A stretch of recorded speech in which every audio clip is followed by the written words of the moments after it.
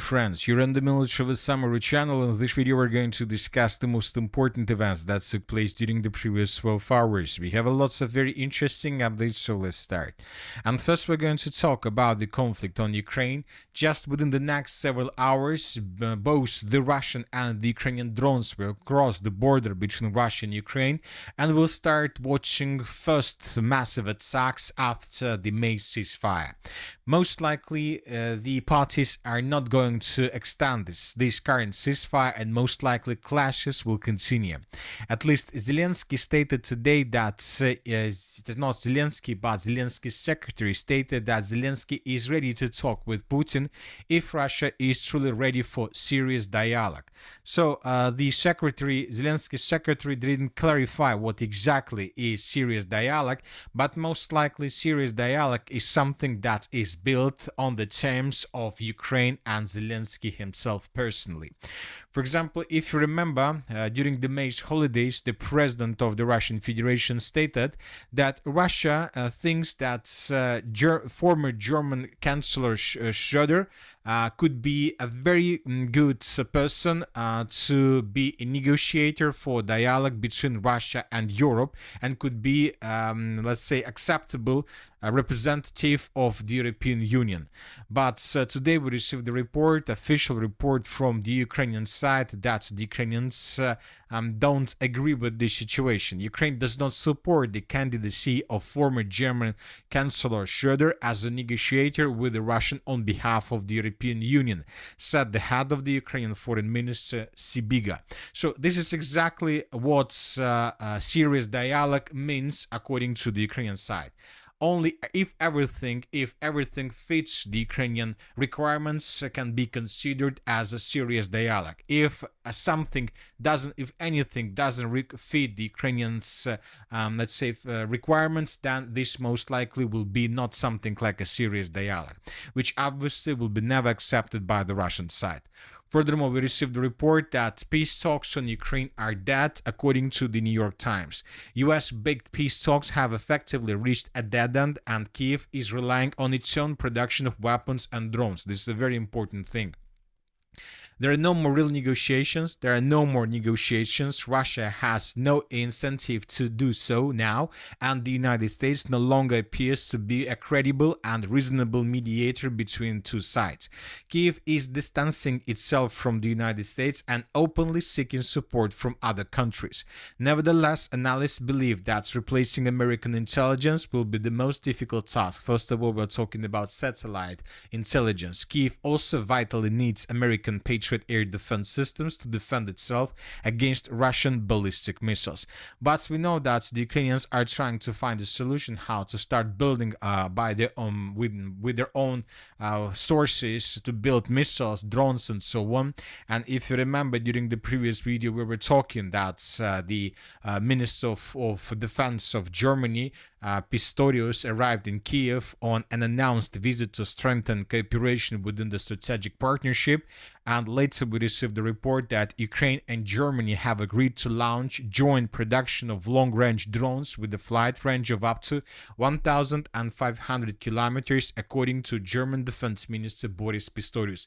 And of course, the simple question is, why do you need to produce 1,500 drones if you are going to sign an agreement? Of course, if you are not going to sign any peace agreement, of course, first of all, you would try to test these drones in war with the Russian Federation.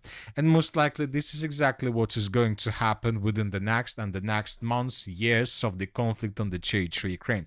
And you know that these days we receive lots of updates about Germany, about the situation. For example, another interesting report that Germany and Canada are starting a joint program to create attack submarines for operations in the Arctic. So I'm just trying to tell you that Germany made its choice.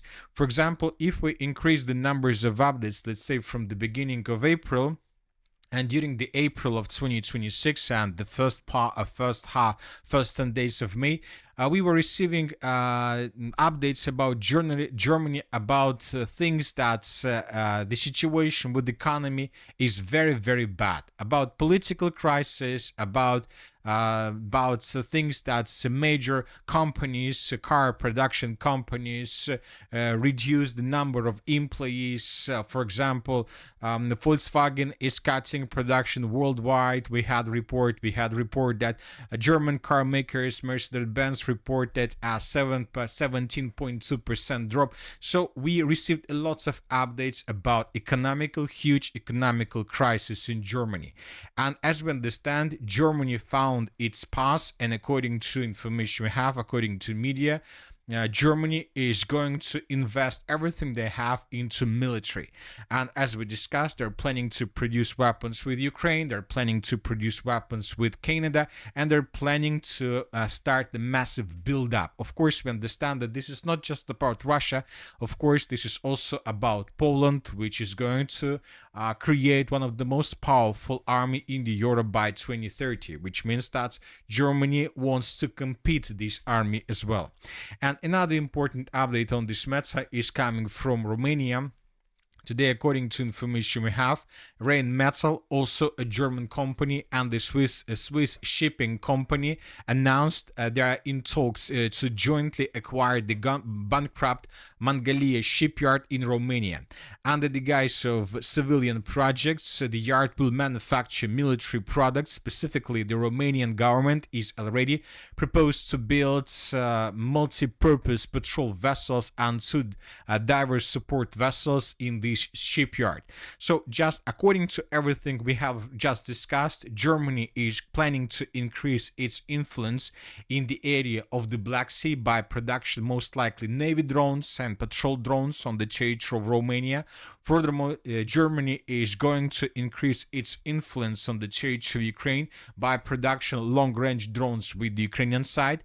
And Germany, together with Canada, are going to increase their influence in the Arctic region and also to confront and to compete the Russians. So this is the most important thing, but the question is not about these plans that Germany currently has.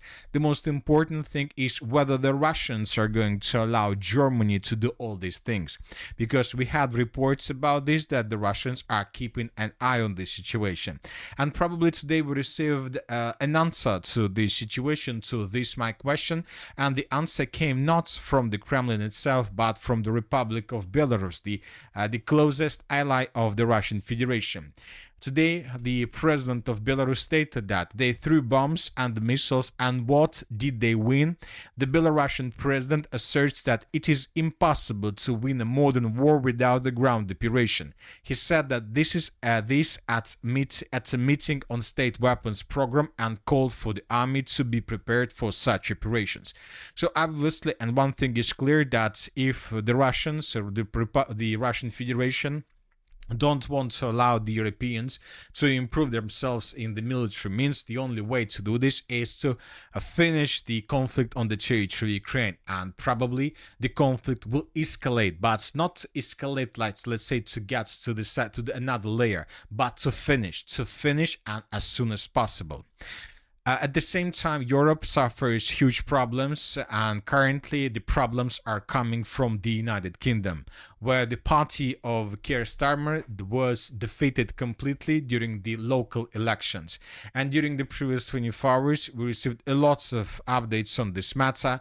Different deputies, different politicals were calling for British Prime Minister Keir Starmer to resign following the speech and following the elections. But according to information we have, Keir Starmer is not going to do this, despite the fact that most of the experts stated that he will do this by the end of this week.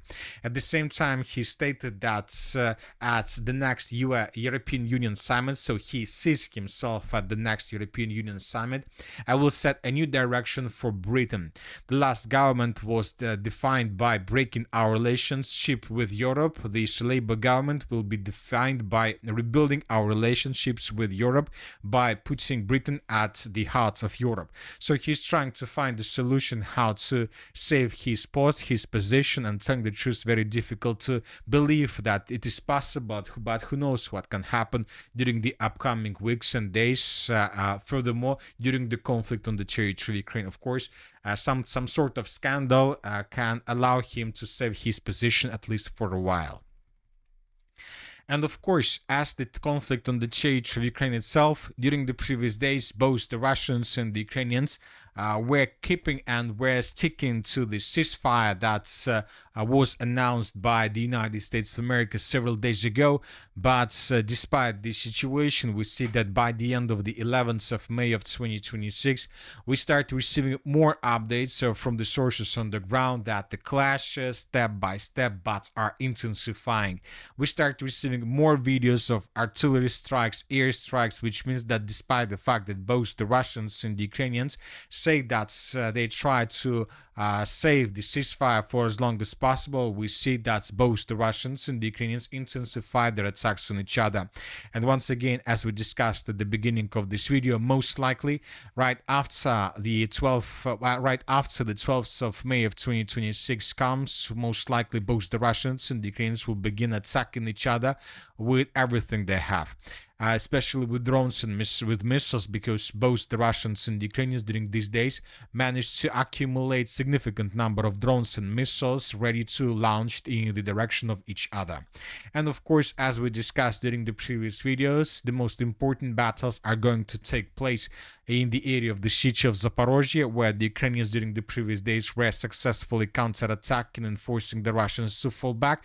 But at the same time, we received the report from Ukrainian media that the Russians are finishing regrouping, and obviously 3 days is enough to finish regrouping and to begin the Western Zaporozhye counteroffensive, probably with the purpose even to enter the southern parts of the city itself. Telling the truth, I don't even know what should we expect from the 12th of May of 2026, but it seems, and something tells me, that we might see some surprises from the Russian side and of course from the Ukrainian. As for the Konstantinovka-Slaviansk direction, the Russians before the beginning of the May ceasefire managed to improve their positions significantly through the city of Konstantinovka, and up to 30% were already captured by Russians, and obviously tomorrow the Russians will continue their offensives with the purpose to establish complete control over the city. As for the city of Slaviansk, the Russians threatened the city from the north, from the bridgehead the Russians managed to create before ceasefire started between the villages of Tetianovka and Prishep. But you know, that's a very interesting situation that the Russians stated that the Ukrainians in this area didn't follow the ceasefire established by Russians and the Ukrainians, and the Ukrainians during the previous days were counterattacking Russians in this area with the purpose to recapture these positions. And the Russian sources that Ukrainians suffered huge losses. Furthermore, the Russians will continue their pressure in the direction of the settlement of Nikolaevka with the purpose to finish the battle for the pockets, for the Nikolaevka pockets between the river of Seversky Donetsk and Seversky Donetsk-Donbass Canal. This is a very important territory right in front of the cities of Slaviansk and Kramatorsk before the beginning of a major battle for these territories. So this summer is going to be very hot, but we see that despite the fact that the summer is going to be very hot, we see that both the Russians, the Ukrainians, and of course the Europeans are preparing themselves before the beginning of talks that most likely are going to take place somewhere, are going to start somewhere in November and will last almost till February of 2027. Meanwhile, the United States of America is trying to quit or to finish the situation, this bad situation that is currently taking place in the Middle East. The United States of America, according to